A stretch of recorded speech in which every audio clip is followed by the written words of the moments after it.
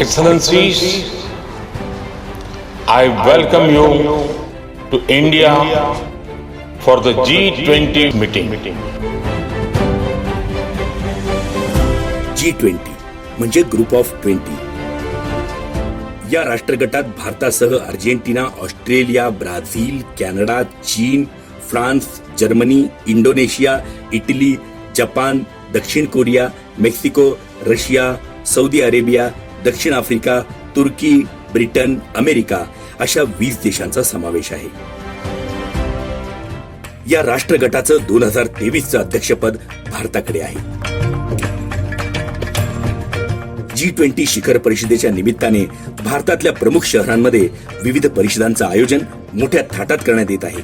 त्यासाठी 20 देशातले प्रतिनिधी भारतात आले होते.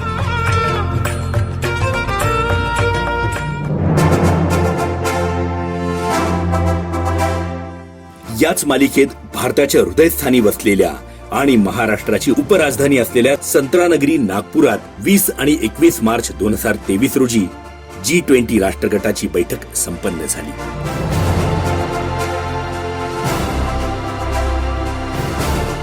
त्या निमित्ताने नागपूर महानगरपालिकेने नागपूर शहराला नववधूसारखं सजवलं होतं. शहराचा कोपरा न कोपरा स्वच्छ आणि सुंदर केला होता.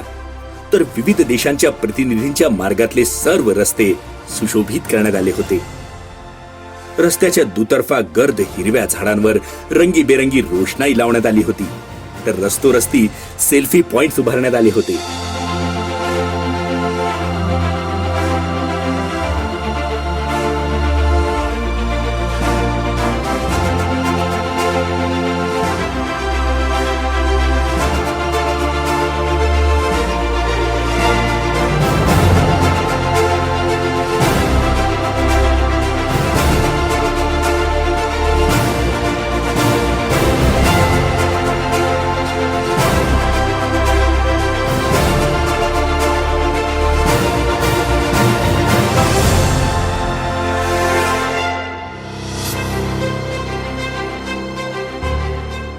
नागपुरातल्या वर्धा रोड या मुख्य मार्गावर ठिकठिकाणी पुतळे उभारून, लोककलांच्या प्रतिमा उभारून हा संपूर्ण मार्ग सुशोभित करण्यात आला होता.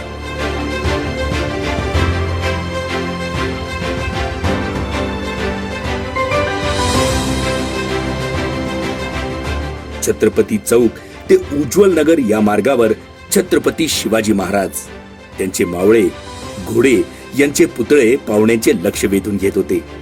तर याच मार्गावरील रस्ते दुभाजकांवर लावण्यात आलेले शेतकरी, आदिवासींचे पुतळे, सोबतच लोककला सादर करणारे आदिवासी, मोगली आणि जंगली प्राण्यांसह साकारलेलं जंगल बुक नागपूरकरांकरिता आकर्षणाचं केंद्र ठरलं होतं.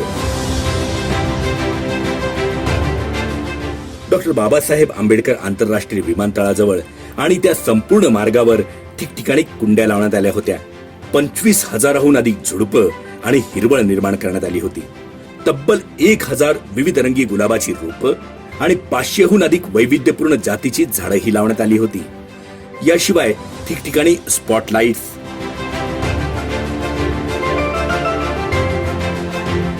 फोकस लाईट्स,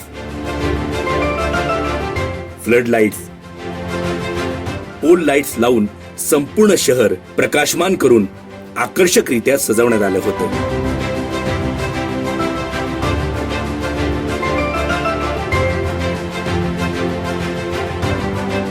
नागपूर महानगरपालिकेतर्फे मिहान परिसरात उभारलेले वाघाचे पुतळे प्रत्यक्ष वाघ बघण्याची अनुभूती आणि आनंद देत होते. खास तयार करण्यात आलेल्या फायबरच्या प्रतिकृती फायबर शिल्पकलांचे सुंदर नमुनेच होते. रेडिसन चौकातील नेत्रसुख देणारे पाण्याचे फवारे, थुई नाचणारा मोर आणि राष्ट्रीय फूल असलेल्या कमळाची प्रतिकृती लक्षवेधी अशीच होती.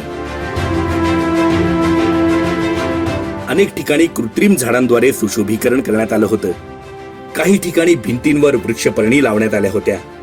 शहरात ठिकठिकाणी G20 राष्ट्रगटातल्या 20 देशांचे ध्वज झळकताना दिसत होते.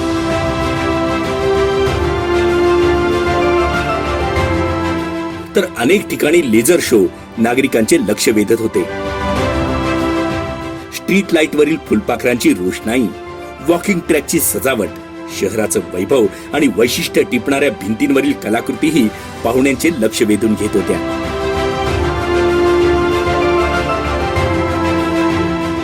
आय लव्ह नागपूर ही मुख्य चौकात दर्शनी भागात झळकणारी अक्षरं नागपूर बद्दल प्रेम, जिव्हाळा आणि आपुलकी निर्माण करत होती. फ्लायओव्हरवरील रोषणाई, झगमगणारे दिवे फ्लायओव्हरचं सौंदर्य अधिकच वाढवित होते. नागपूर शहरातील चकचकीत रस्त्यांवरील झगमगाट करणारी आणि डोळे दिपवणारी रोषणाई नागपूरकरांसाठी कुतूहलाचा विषय ठरली. या निमित्ताने नागपूर महानगरपालिकेने संपूर्ण शहर स्वच्छ आणि सुंदर करतानाच त्याच्या सौंदर्यीकरणात आणखीनच भर घातली. नागपूर महानगरपालिकेची ही सौंदर्य दृष्टी आणि मनपाच्या प्रत्येक विभागाने त्यासाठी रात्रीचा दिवस करून घेतलेली मेहनत पदोपदी अनुभवाला येत होती.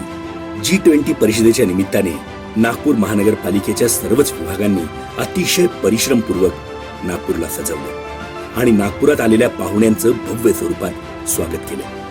300 वर्षांचा सुवर्ण इतिहास लाभलेल्या नागपूरच्या शिरपेचात या निमित्ताने आणखी एक मानाचा तुरा रोवला गेला यात शंकाच नाही.